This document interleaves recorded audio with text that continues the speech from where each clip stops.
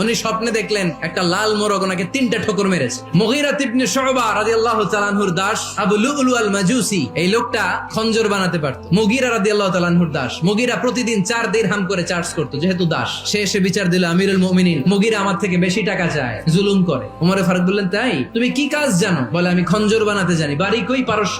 আরে তুমি খঞ্জর বানাতে জানলে তো 4 দিরহাম অনেক কম, সে তো আরো বেশি টাকা নেওয়া দরকার ছিল তোমার থেকে। আবু লুলুর এই কথা পছন্দ হয় নাই। সে কয়, ওমর, তুমি সবারে দয়া দেখাও আর আমার ক্ষেত্রে কঠিন নিয়ম বানাইলা, দাঁড়াও এই নিয়ম তোমার আমি দেখাবো। এই রাগে সে বাড়িতে যে একটা খঞ্জর বানালো। খঞ্জর চিনেন? কিছুদিন আগে ওমানের সুলতান কাবুস ইন্তেকাল করেছে, জানেন আপনারা? ওনার এই কোমরের মধ্যে খঞ্জর থাকতো, ছবিতে দেখছেন? আরব শায়েখ যারা সুলতান আমির, সে বাসায় যে একটা খঞ্জর বানালো, যেই খঞ্জরের 2 মাথা আর ধরার হ্যান্ডেলটা মাঝখানে, এদিকেও ছুরি এদিকেও ছুরি, যাতে এইভাবে মারা যায়। সে ধার দিতে লাগলো আর বললো, ওমর দাঁড়াও, তোমার আমি দেখাবো। ওমরে ফারুক মসজিদে নববীর ইমাম, ফজরের নামাজের সময় এই আবু লুলু আল মাজুসি চাদর পরে লুকিয়ে লুকিয়ে, সে অগ্নি উপাসক, মুমিন নয়, ওমরে ফারুককে অ্যাটাক করার জন্য গেলেন। তখন ওনারা অন্ধকারে নামাজ পড়তো। নামাজের সময় যখন হলো, লুকিয়ে লুকিয়ে প্রথম কাতারে ওমরে ফারুকের পিছনে মুয়াজ্জিনের পাশেই দাঁড়ালে, হাতে খঞ্জর, একামত হলো। ওমরে ফারুক সালাত শুরু করলেন, ফজরের সালাত, আল্লাহু আকবার শুরু করলেন, সূরা ফাতিহা বললেন। আরেকটা সূরা যখন পড়তে যাবেন, in the meantime Abu Lulu এই খঞ্জর নিয়ে ওমরে ফারুকের বুকের মধ্যে 3টা স্টেবিং করলেন। একটা মারলেন নাভির নিচে,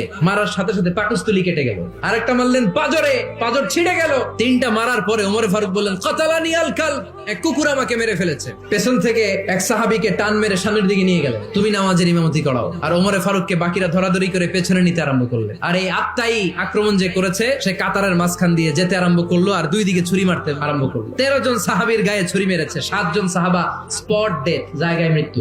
এই ভয়ঙ্কর অবস্থা দেখে এক সাহাবী বুরনুস, এক ধরনের জুব্বা আছে মাথাওয়ালা, অনেকে জ্যাকেট পরছেন না এরকম মাথাওয়ালা, লম্বা জুব্বা আছে, আরবরা শীতে পরে মাথাওয়ালা, এই মাথাওয়ালা জুব্বা বের করে এক সাহাবী জালের মতো তার দিকে উড়ায় মারল। ওই বুরনুসের মধ্যে পেঁচিয়ে আবু লুলু মাটিতে পড়ে গেল আর সুইসাইড করে ফেললো, নিজের বুকে নিজে মেরে আত্মহত্যা।